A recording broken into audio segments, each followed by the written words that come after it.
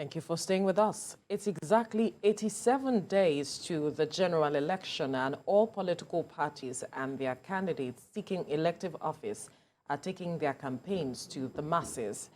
For the All Progressives Congress, clinching states where opposition parties are in power is key. One of the target states is Delta, which is currently in the hands of the People's Democratic Party. The emergence of Deputy Senate President Agege as APC's governorship candidate in Delta has been lauded as a masterstroke that will culminate in victory for the party. As part of its efforts to secure victory, the APC in Delta State has unfolded a 7-week campaign plan across the 25 local government areas of the state. The campaign train, tagged Build a New Delta Tour, will take off in Delta North Senatorial District today. Joining us now is Member Media and Publicity Directorate, APC Presidential Campaign Council, and Deputy Director, Media and Strategic Communication Directorate, Delta State APC Gubernatorial Campaign Council, Alex Enyengo. Good morning. It's good to have you on TVC Breakfast. Good morning, and thanks for having me. Right. Let's begin with giving us an insight how he came up with this Build a New Delta agenda, and what the plans are, how he came up with it and how it's going to run moving forward with the campaigns. Well, for us in Delta State and for His Excellency, Distinguished Senator Agege, the Deputy President of the Senate and the APC gubernatorial candidate, to take Delta to the level we want it, not just as Deltans, but as Nigerians, we have to rebuild totally because of the state of decay the state is presently under the misrule of the PDP for about 24 years now. No other party has ruled that state. It's been PDP from 1999 till date. And the state is decaying by the minute, by the month. How so? Give us an insight into what is happening now. What do you mean by misrule? There is totally no infrastructure that you can point to in Delta State today. The cities, Warri, Sapele, Hueli, Patani, Bomadi, Agbo, they are all now reduced to shanties, including Asaba, the state capital. They are now reduced to shanties. The state is in debt that I don't know whether our children and great-grandchildren will be able to pay back.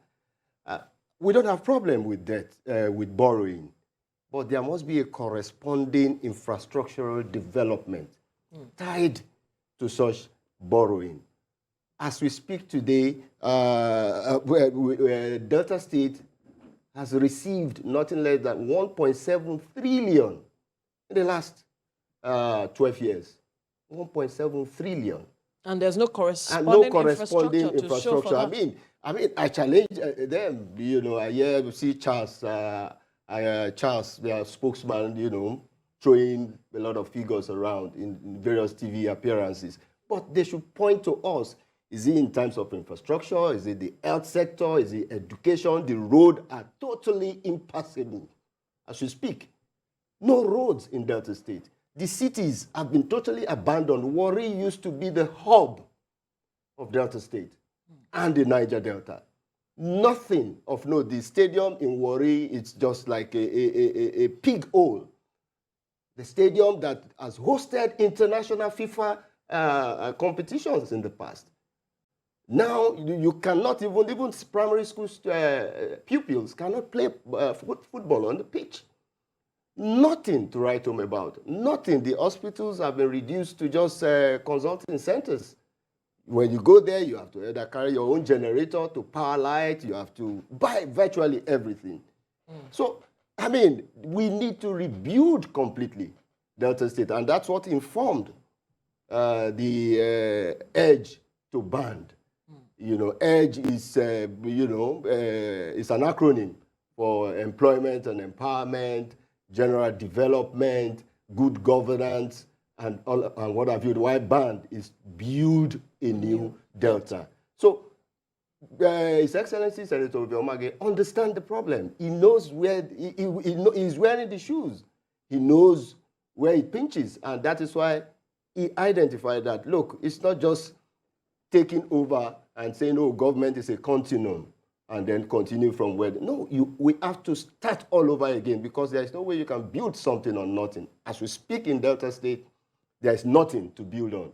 So you have to start all over again. People say PDP, Delta is PDP. PDP is Delta. They have been winning elections. You don't even, apart from Agege, who is senator from Delta Central. Delta Central. They have before him, it was PDP. Before that person was PDP. Before that person was PDP. In the north and in the south central, south senatorial district, it was PDP.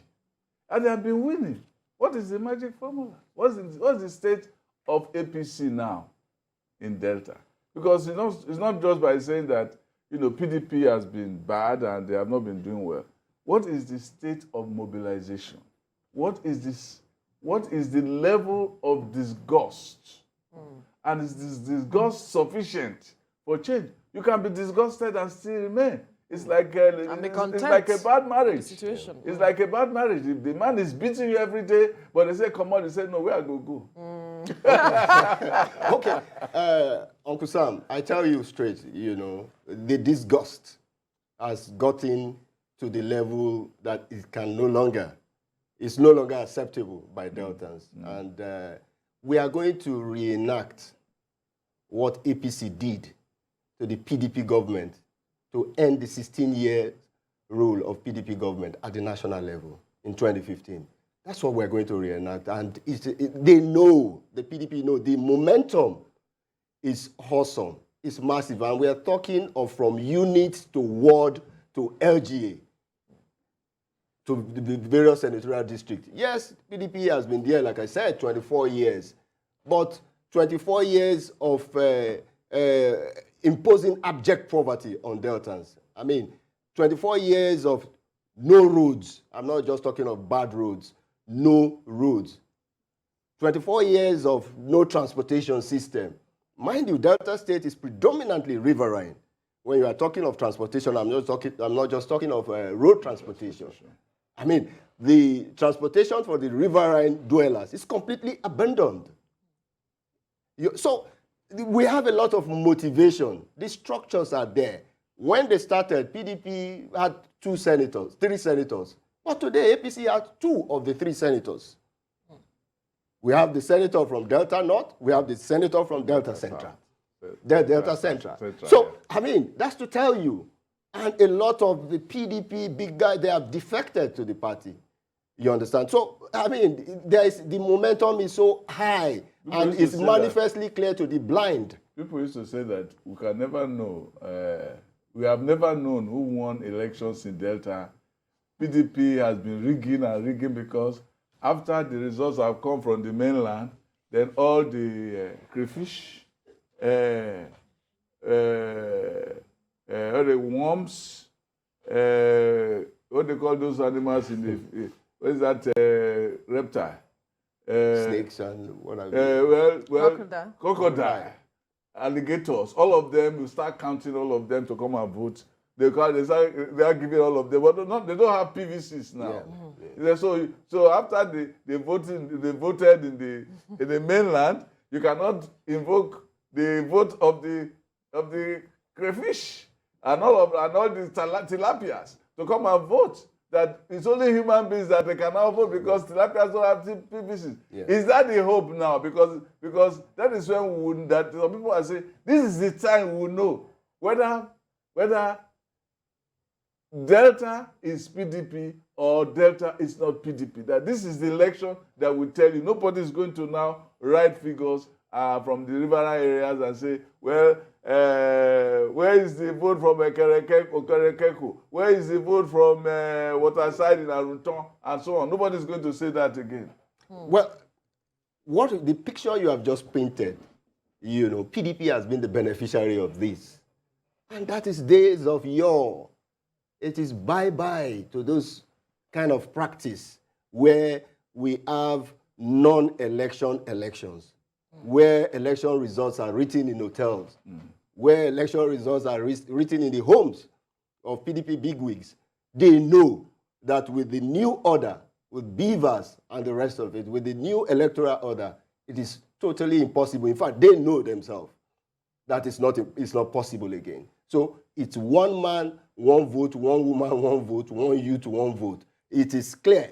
And on that basis, we know, because Deltans are completely fed up of the PDP misrule for over 24 years now. And they just need... How is it that opposition parties like yours did not put the government in power, the PDP government in power, on its toes, such that for 24 years, nothing was seen to have been delivered to the people as a dividend of democracy? Well, we do. We put them on their toes. How? But like the picture he painted, how? PDP, before the emergence of President Muhammadu Buhari, and PDP after, it's not the same. They know. But then they control both the central, both the states, and majority of the states. But the table has since turned. And that is why you can hear the voice of the opposition, particularly APC. And that's why I told you, I mean, before now, it is unthinkable to say any opposition party will have a seat in the State House of Assembly or even House of Rep, not to talk of Senate. But that has changed now. That's to tell you that there is a new order. And we found our voices. When I say we, I mean the opposition parties led by the APC. And they know that Delta State in 2023 will go the way of APC. It is clear, they know it on the ground, and that's why they are running from pillar to post. It's very clear, and you will see. All right, let's look at the campaign, which will begin today. The tour, the campaign train is tagged Build a New Delta Tour, and it will kick off from Delta North Senatorial District today. Talk to us about that.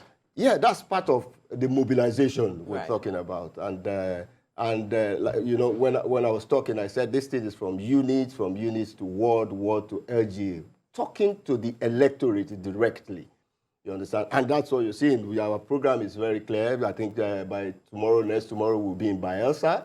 You understand? Because we have our target areas. Southwest, of course, talking of national level, but let me limit it to Delta State for now.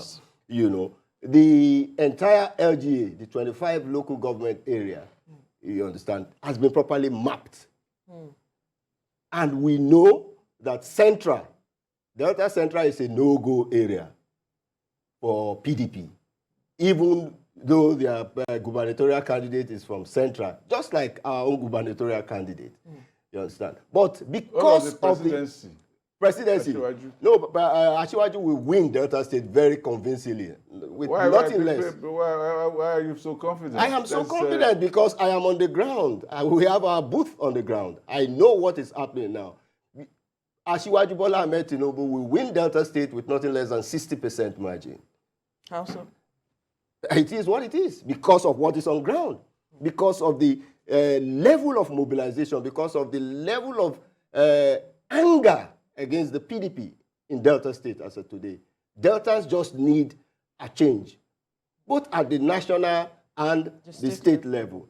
And that is going to happen, you understand? And so in Delta Central, it's a no-go area. It's going to go nothing less than 80 to 90% APC way. Delta South, which PDP used to believe is their stronghold, that has changed. The entire from Ugborodo Aziz to Bini River to Baramatu Aziz, you saw when our presidential candidate followed by the gubernatorial candidate visited Delta State for the rally. It was awesome. It was awesome. Tell us about that. No, How was it organized?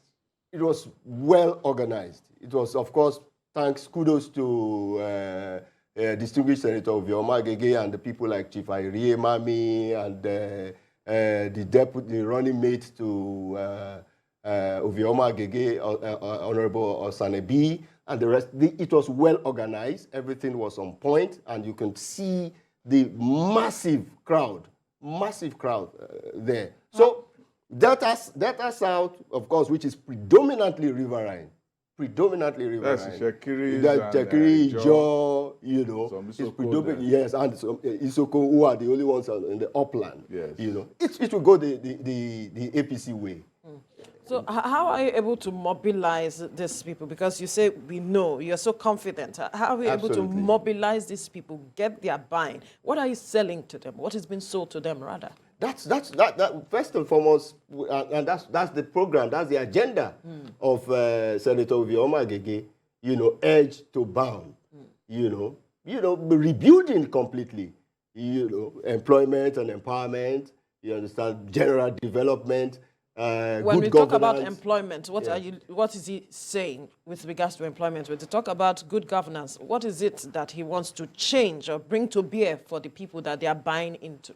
We need to hear the nitty-gritties. Yeah, well, for employment, for instance, you know, today in Delta State, the very enterprising youths of Delta State have been reduced to tricycle riders, keke riders. Today, Delta State is the capital of keke industry, where you have graduates, because there is no enabling environment for them to even do small and medium scale businesses, because there is nothing on ground for them to do. So they resort to, most of them don't want to go into crime. They resort to riding tricycles. And the entire population of tricycles in this country, I'm sure Delta State is #1, because that's the only visible thing you can see there. And that's what Oviomage want to reverse that trend by creating an enabling environment so that our youth, in particular, our women, will be able to key into the enabling environment created through policies of the government.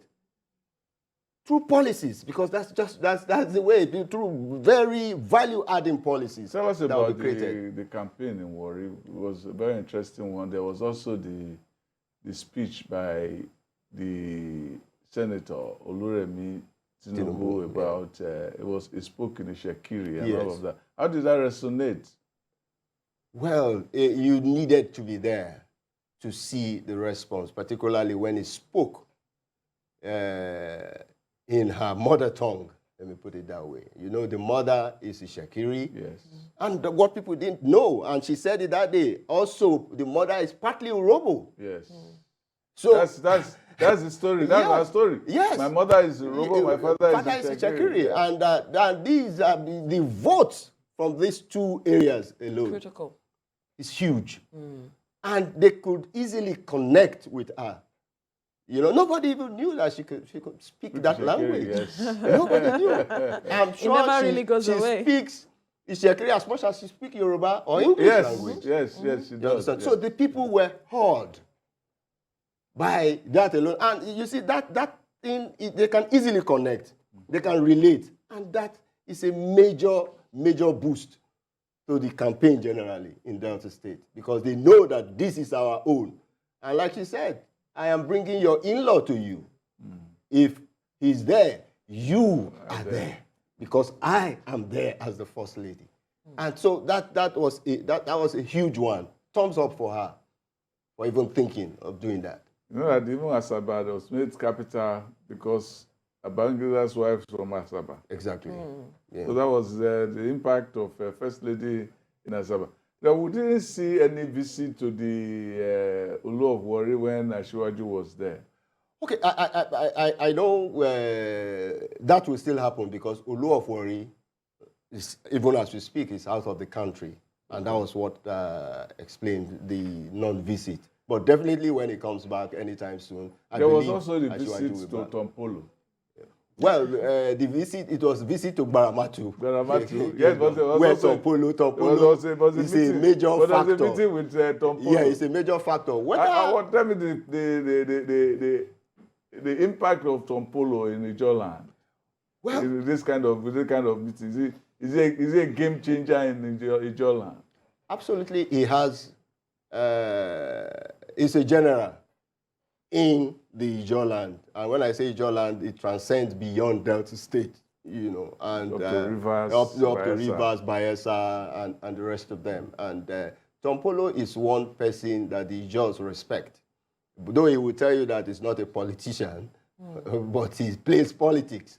He's interested in who becomes president, who becomes governor, and he acts most time behind the scene. And they know in PDP that losing Tompolo, the game is over for them in Delta State, both at the gubernatorial level and the federal level. There was an interesting thing that happened that the compere said. He said, you would think that we who live in this place, we are demons. And many of you thought we're saying bad things about us. Now, you have now come to join us. Tell us about the stereotyping of the Ijaws and the people in that part of the country. Yeah, I think it's all about the negative framing over the years of the people, the riverine dwellers generally. You understand? Because the government is so far away from them.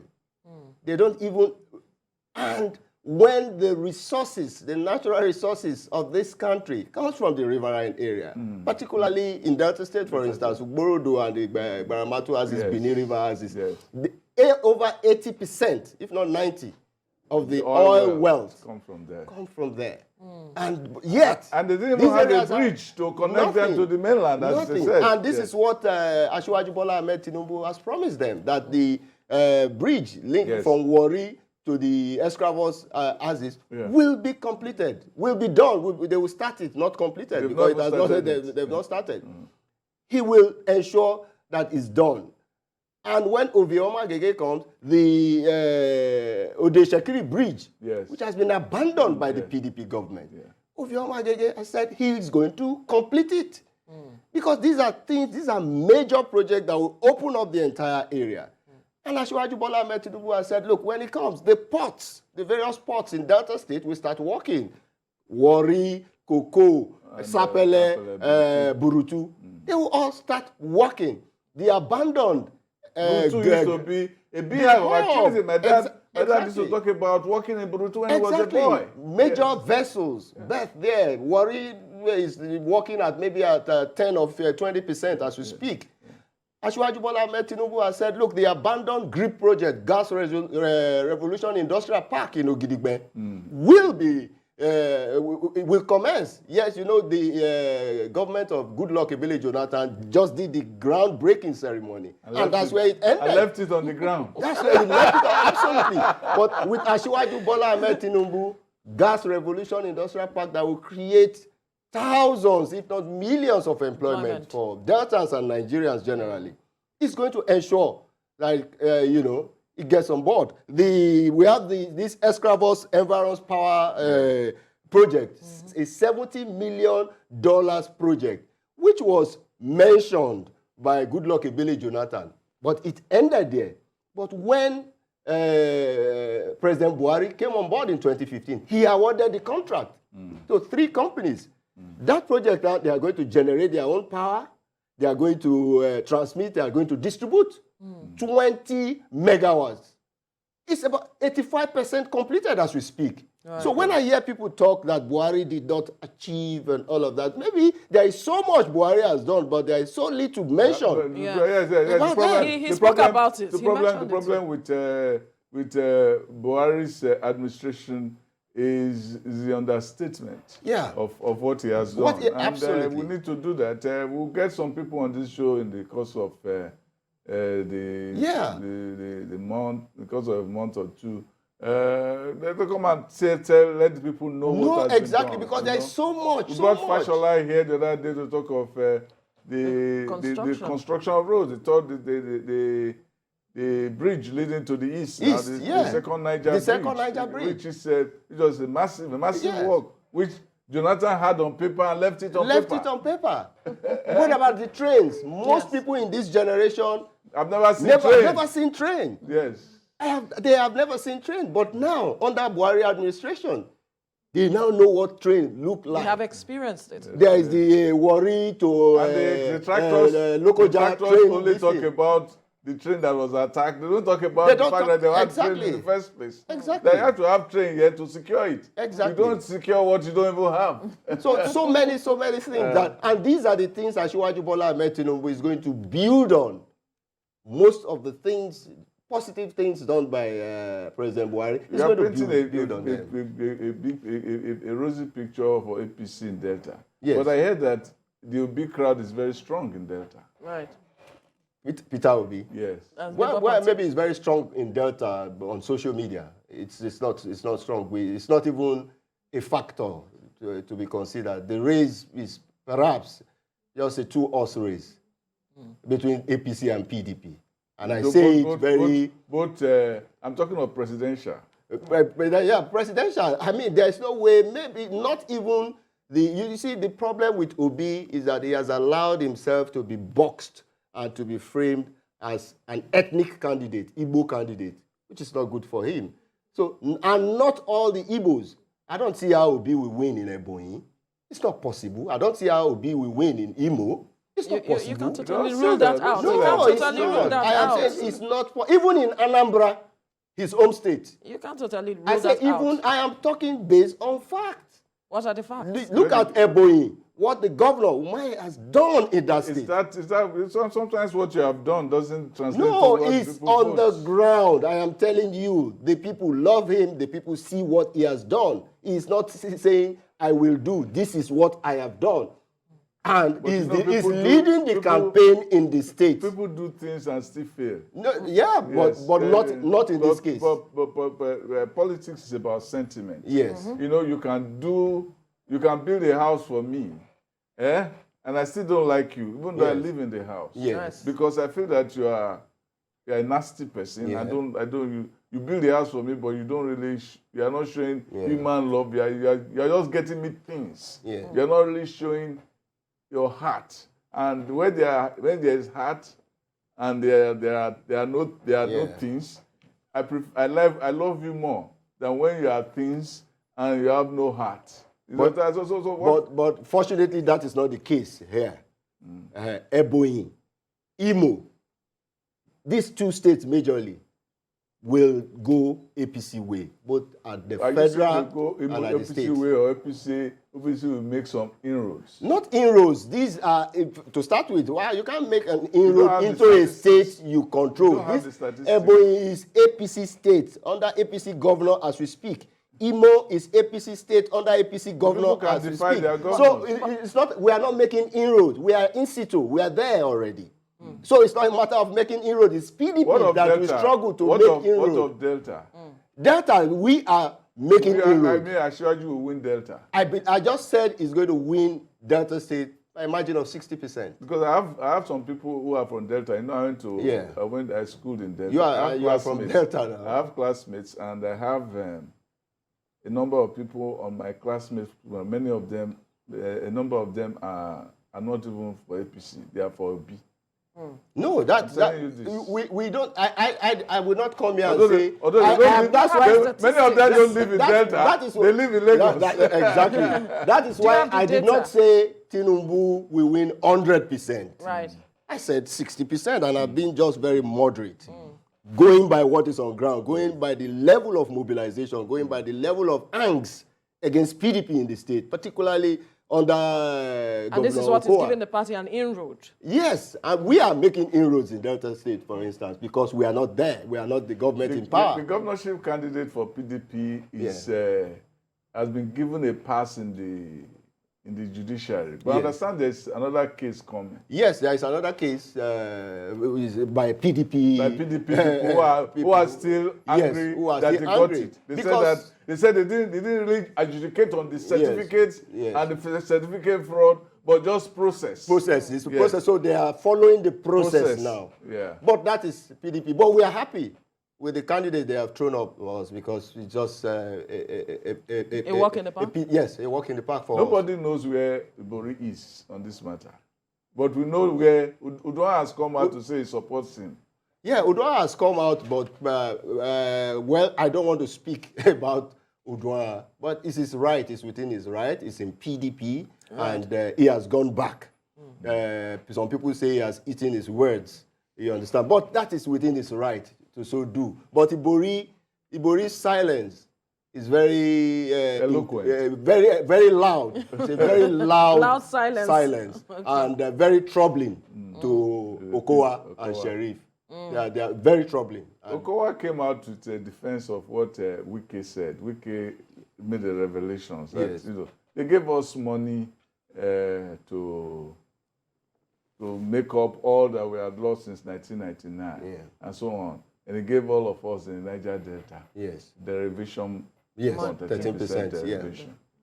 Okowa's people came up with a statement that even as a person who does not know Math 101, I still do not make sense out of what you say you discounted 150 billion. Who asked you to discount 150 billion? You discount 150 billion, I take a loan of over 300 billion. Does that make sense? I think Governor Okowa should have just kept quiet, because this is a defenseless defense.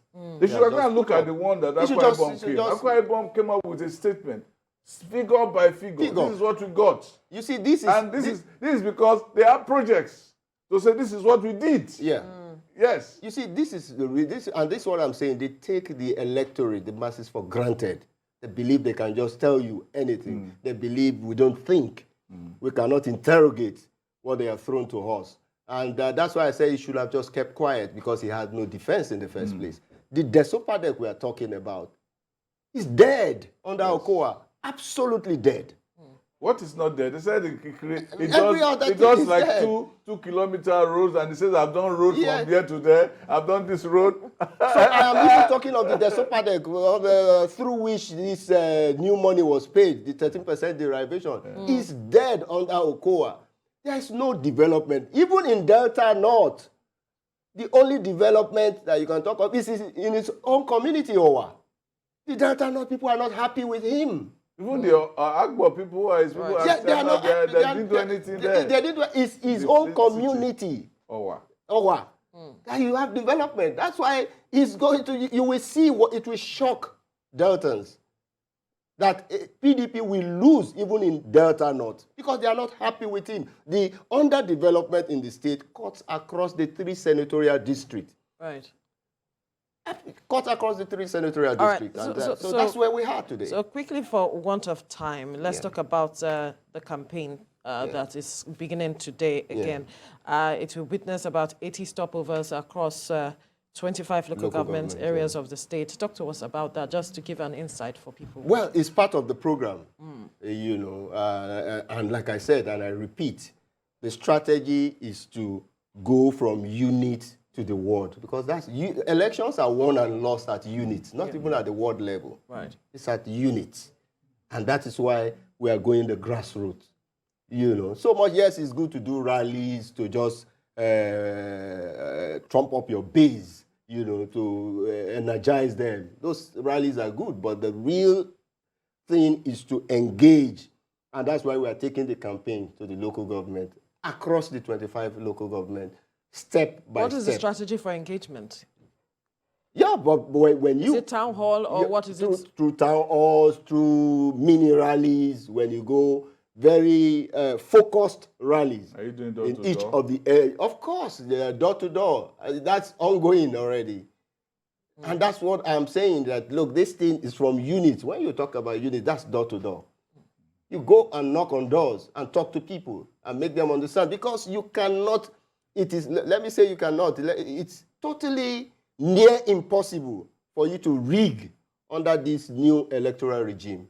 It's near impossible. What's the problem? The only way you can rig is through thuggery, where you will come, where you know this is the stronghold of your opponent. And stop them you from just, coming you know, out. come there, shoot some gun. That's the only way. And stop them from And coming stop out. them from coming out.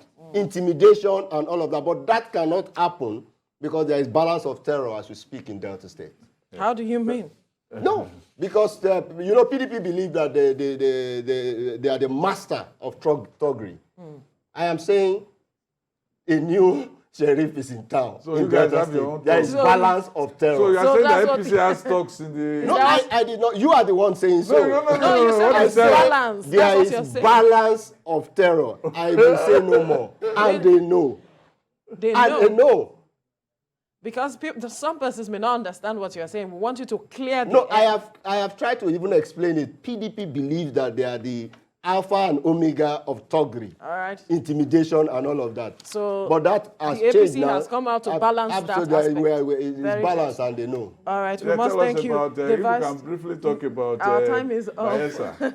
No, we are up. going to Bayelsa. You right. know, it's part of the schedule, the rally. I will be there, and several other APC chieftains will be there. All right. I'm We have going to leave ahead it here tomorrow, All right. and we'll be there. All right, Vice Chairman NLC, Vice Chairman, or rather, we want to get your name out now. Alex Ayeho. Alex Ayeho, yes, we must thank you for your time on the program thus far. Thank you so much for speaking with us. Thank you for having me. I appreciate it. Right, And thank you, Big Sam. All right.